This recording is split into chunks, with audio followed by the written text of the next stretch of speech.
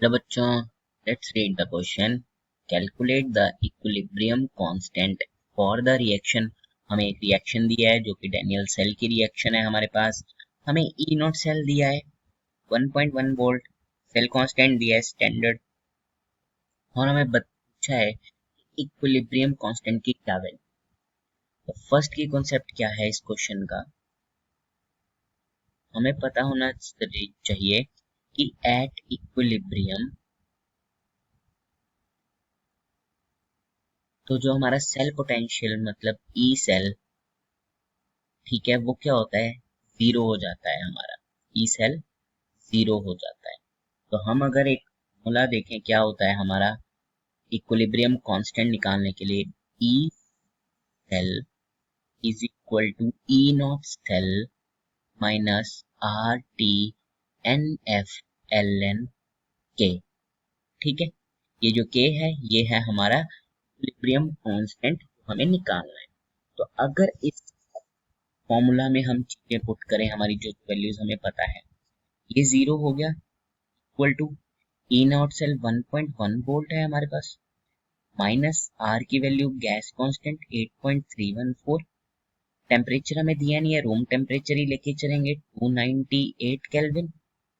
N हमारे पास देखो, अगर हम देखें तो यहाँ भी 2 इलेक्ट्रॉन का लूज है और यहाँ भी 2 इलेक्ट्रॉन का गेन है, इसका मतलब इसका एन क्या है, 2। उसके बाद एफ हमारे पास फैराडे कांस्टेंट 96500, ये आ गया। उसके बाद एल को हम क्या लिख सकते हैं, 2.303 लॉग। तो ये यहाँ पे हम इसको कर देते हैं 2.303 लॉग के, ये हमारे पास आ गया है। अब हम अगर इस चीज को यहाँ ले जाएं तो ये प्लस का हो जाएगा। तो हमारा अगर हम इसको सीधा डायरेक्ट सॉल्व करके लिखें तो 1.1 वोल्ट तो हमारा था ही एक साइड, अगर हम जो गए हैं उसको सॉल्व करके तो हमारे पास क्या आता है, 0.50591/2, और यहाँ पे log k है साथ में हमारा। 2 को उधर ले जाएं, 2.2 is equal to 0.0591 log k। अगर हम इसको इसके नीचे ले जाएं, 2.20.0591 is equal to log k, तो इसकी वैल्यू क्या आती है हमारे पास, 37.22, 37.22 which is equal to log k।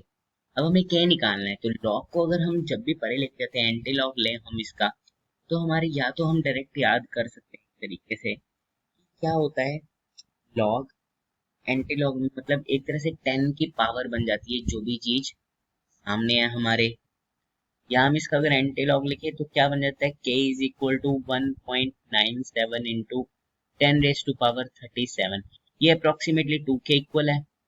तो हम इसको 2 इंटू 10⁻- माइनस 10⁻37 भी लिख सकते हैं। तो वो हमारा ऑप्शन देखते हैं कौन से, 32, 34, हियर इज 37, ये हमारा आंसर है ऑप्शन थर्ड।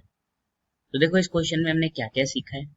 हमने सबसे पहले सीखा है जब भी इक्विलिब्रियम की रिएक्शन हमारे पास आती है तो जो ई सेल ईएमएफ है हमारा वो जीरो हो जाता है बिल्कुल, क्योंकि रिएक्शन इक्विलिब्रियम पे क्या होती है, जितनी फॉरवर्ड पे जा रही है उतनी बैकवर्ड पे, तो उससे क्या होता है, हमारे कोई भी करंट तो फ्लो होगा नहीं, ठीक है, करंट फ्लो नहीं होगा, कोई रिएक्शन नहीं है, तो ई सेल हमारा वैसे ही जीरो हो जाएगा।